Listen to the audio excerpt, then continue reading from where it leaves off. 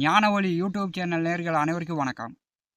இந்த பதிவில் கும்பம் ராசி அன்பர்களுக்கு இந்த வாரம் ராசி பலன் காணலாம். 17/8/2026 முதல் 24/8/2026 வரை, அதாவது திங்கட்கிழமை முதல் திங்கட்கிழமை வரை ஒரு 8 நாட்களுக்கு உண்டான பலன்கள்.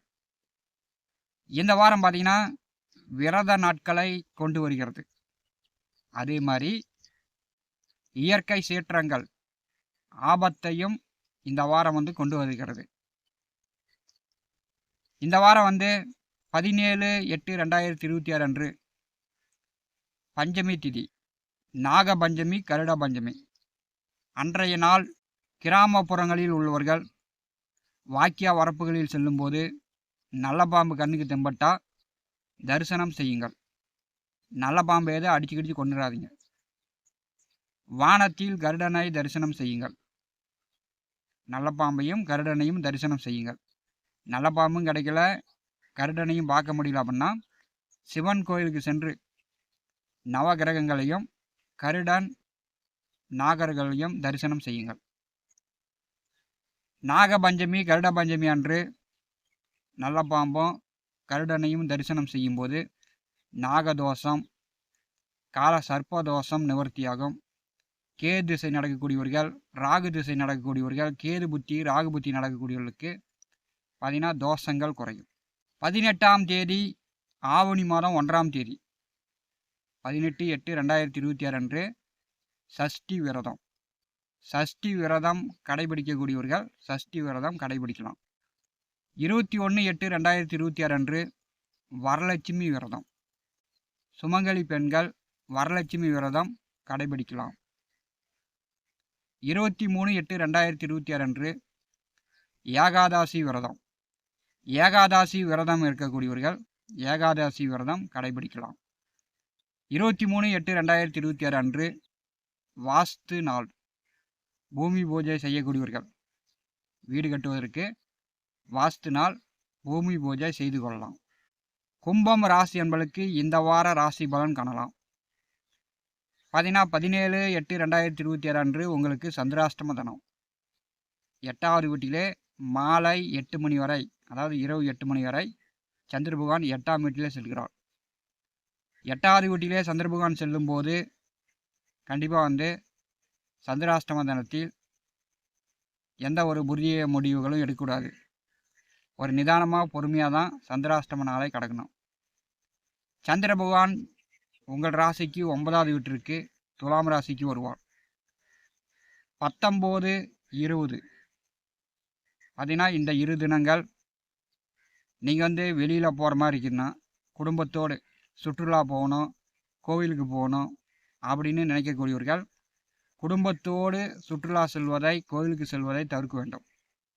19ஆம் தேதி சுற்றுலா ஸ்தலங்களில் விபத்து ஏற்படும் என்று பஞ்சாங்கம் எச்சரிக்கிறது.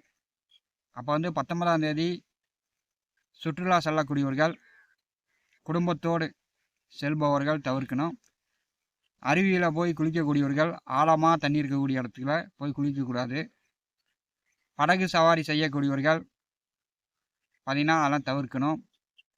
கடலில் போய் நீந்திக்கிட்டே உள்ளே போகக்கூடாது.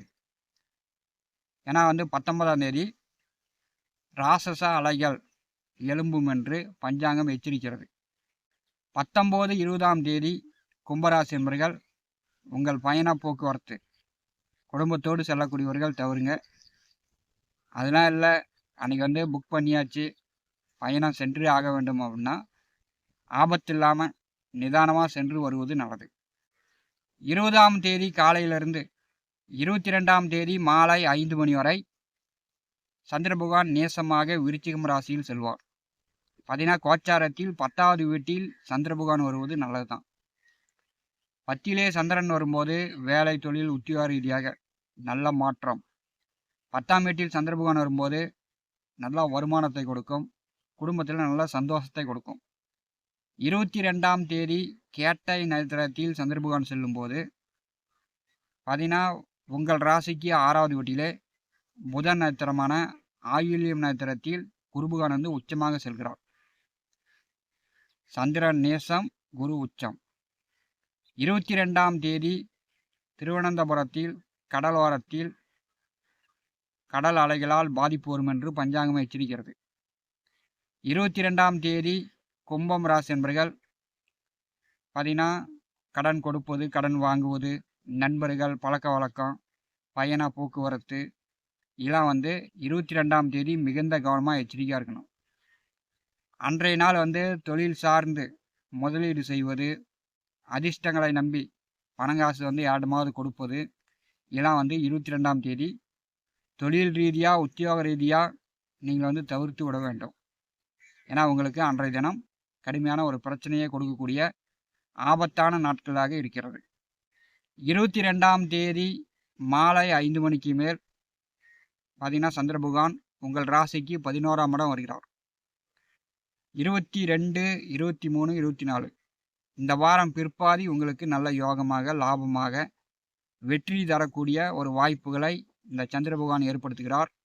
கும்பம் ராசி என்பர்கள் இந்த வாரத்தில் 19, 20, 22 இந்த 3 நாட்கள் நீங்கள் திட்டமிட்டு குடும்பத்தோடு வெளியில் செல்வது, சுற்றுலா செல்வது, கோவிலுக்கு செல்வது, பயண போக்குவரத்து, பணம் கடனாக கொடுப்பது அல்லது விபரீத விளையாட்டுகளில் ஈடுபடுவது இதெல்லாம் நீங்கள் தவிர்த்து விடுங்க.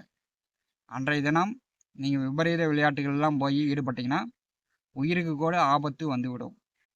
22ஆம் தேதி சந்திர பகவான் கேட்டை நட்சத்திரத்திலே செல்லும்போது புதன் நட்சத்திரமான ஆயில்யத்தில் குரு பகவான் செல்வார். அன்றைய நாள் விஷ ஜந்துக்களால் தேள், பூரான், நண்டுவாகுழி, பாம்பு இப்படி விஷ ஜந்துக்களால் ஒரு சிலருக்கு பிரச்சனைகள் வரலாம். ஏன்னா உங்கள் ராசியில் ராகுவும் 7வது வீட்டிலே கேதுவும் அமர்ந்திருக்கிறார்கள். அல்லது பாம்பை பார்க்கலாம், தேளை பார்க்கலாம், பூரானை பார்க்கலாம்.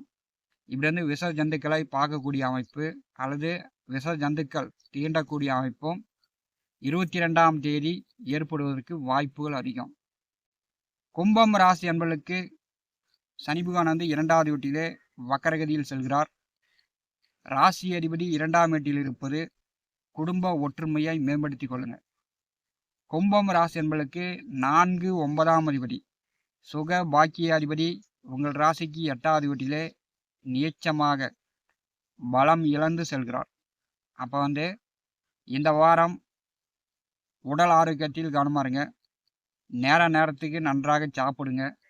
நேரம் தவறுந்து காலையில் சாப்பிட்றது மத்தியானம் சாப்பிட்றது சாயந்தரம்னு நேரம் தவறுந்து சாப்பிட்டிங்கன்னா உடல் ஆரோக்கியம் கெடும். உங்களுக்கு மட்டும் இல்லை, உங்கள் பெற்றோர்களுக்கும். அதனால் நேரத்துக்கு இந்த வாரம் நல்லா சாப்பிடுங்க. உடல் ஆரோக்கியத்தில் கவனம் எடுத்துக்கொள்ளுங்க.